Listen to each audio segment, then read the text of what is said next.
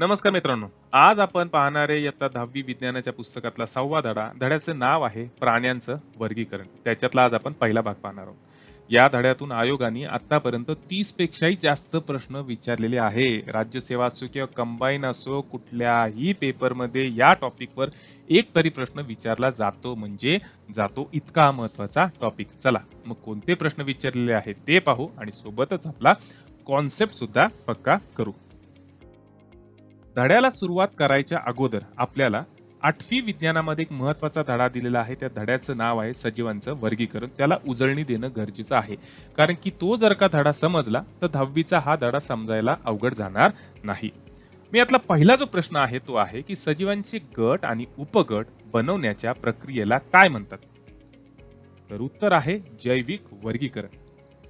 पुढचा प्रश्न आहे द्विनाम पद्धतीचा जनक कोण? उत्तर आहे कार्ल लिनियस. त्याच्या पुढचा प्रश्न 1735 मध्ये कार्ल लिनियस यांनी सजीवांना किती सृष्टीमध्ये विभागले होते? उत्तर आहे 2. कार्ल लिनियस यांनी सजीवांना फक्त 2 गटात विभागले, ते म्हणजे वनस्पती आणि दुसरं प्राणी.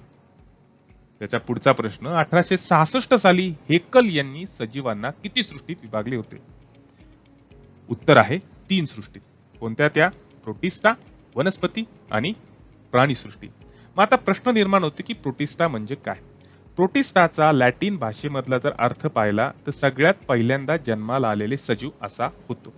प्रोटिस्टा या गटामध्ये एकपेशीय सजीवांचा समावेश होतो आणि वैज्ञानिकांनी सुरुवातीला असा अंदाज बांधला की या एकपेशीय सजीवांपासूनच आज जे विकसित झालेले बहुपेशीय सजीव आहे, जसे वनस्पती आणि प्राणी, यांचा विकास झाला किंवा यांचा जन्म झाला.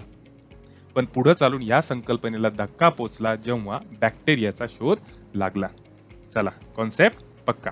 पुढचा प्रश्न 1925 मध्ये चॅटन यांनी सजीवांना किती सृष्टीत विभागले होते? उत्तर आहे 2 सृष्टीत. पहिलं म्हणजे आदी केंद्रकी आणि दुसरं म्हणजे दृश्य केंद्रकी.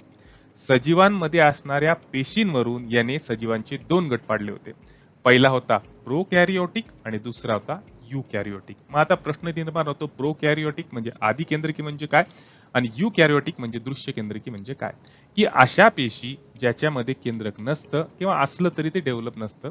आणि दुसरं महत्वाचं, अशा पेशी ज्यांच्यामधले पेशी अवयव जे आहे ते मेम्ब्रेननी कव्हर नसतात किंवा सेल ऑर्गनेल जे असतात ते डबल मेम्ब्रेननी कव्हर नसतात, त्यांना तुम्ही आदी केंद्र किंवा प्रोकॅरियोटिक म्हणू शकता.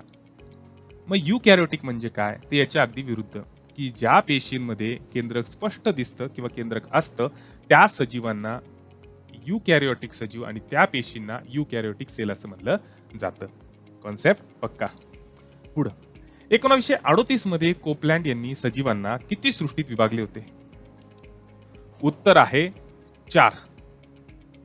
कोणत्या सृष्टी? मोनेरा, प्रोटिस्टा, वनस्पती आणि प्राणी. मग प्रश्न निर्माण होतो की मोनेरा म्हणजे काय?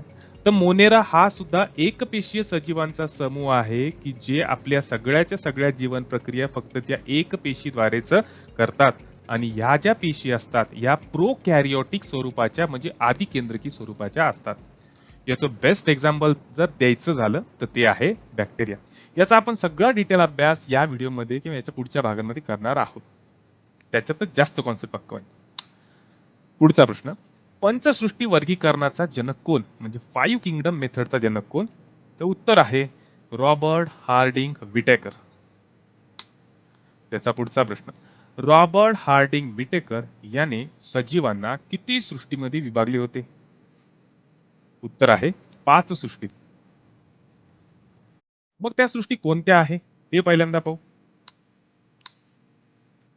ते म्हणजे पहिली सृष्टी म्हणजे मोनेरा, दुसरी प्रोटेस्टा, तिसरी कौक म्हणजे फंगाय, चौथी वनस्पती म्हणजे प्लांटी आणि 5वं प्राणी म्हणजे ॲनिमिलिया. मित्रांनो, याच वर्गीकरणावर लगेच प्रश्न विचारलेला आहे राज्यसेवेने 2022च्या पूर्वमध्ये. पहा बरी जमते का उत्तर?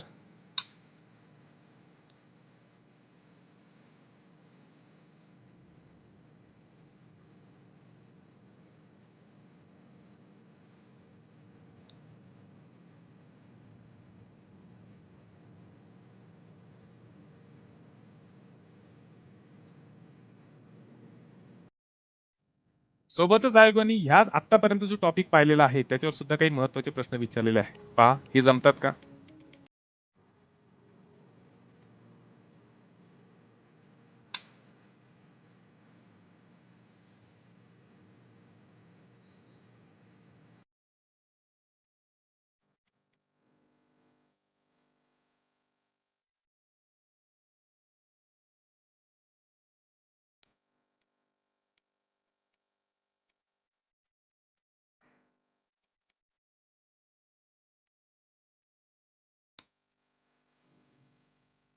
आता आपल्याला पाहायचंय की आधुनिक जगामध्ये सजीवांचं वर्गीकरण करण्यासाठी जो काही पदानुक्रम वापरला जातो तो कोणता आहे. अतिशय महत्वाचा आहे मित्रांनो. शॉर्टकट ट्रिक सोबत तुम्हाला समजून सांगतोय कारण याच्यावर आयोगाने ऑलरेडी एक प्रश्न विचारलेला आहे.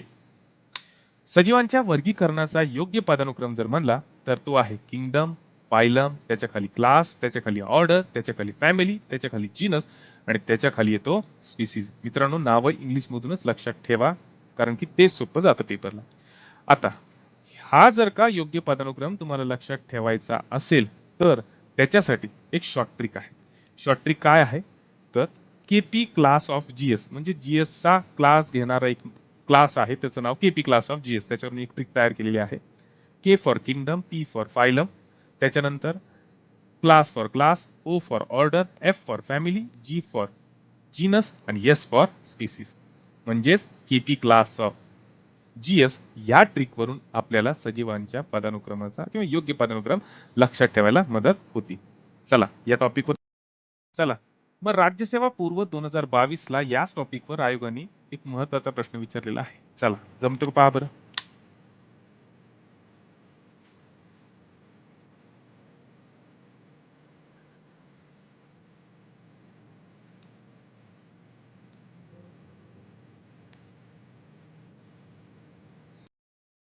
आता सुरू होतोय खऱ्या अर्थाने आपला 10वीचा धडा. धड्याचं नाव आहे प्राण्यांचं वर्गीकरण. पहिला प्रश्न, टिंबटिंब याने सर्वात पहिल्यांदा प्राण्यांचं वर्गीकरण केले होते. उत्तर आहे ग्रीक तत्ववेत्ता ऑरिस्टॉटल. पुढचा प्रश्न, ऑरिस्टॉटल यांनी वापरलेल्या वर्गीकरणाच्या पद्धतीला काय म्हणतात. उत्तर आहे कृत्रिम पद्धत. कृत्रिम पद्धतीचा अवलंब करणारे इतर अभ्यासक कोण. उत्तर आहे थिओफ्रस्टस, प्लिनी, जॉन रे आणि लिनियस. पुढचा प्रश्न, सजीवांच्या शरीर रचनेविषयीचे गुणधर्म, पेशी, गुणसूत्र, जैवरासायनिक गुणधर्म यासारख्या मुद्द्यांवर आधारित असलेली वर्गीकरणाची पद्धत कोणती. उत्तर आहे नैसर्गिक पद्धत. पुढचा प्रश्न, उत्क्रांतीवादावर आधारित असलेली वर्गीकरणाची पद्धत अंमलात आणणारे अभ्यासक कोण. उत्तर आहे डॉम्बस्की आणि मेयर, कार्ल्स आणि वुड्स. चला या टॉपिकवर प्रश्न विचारलेले जमतात का पहा.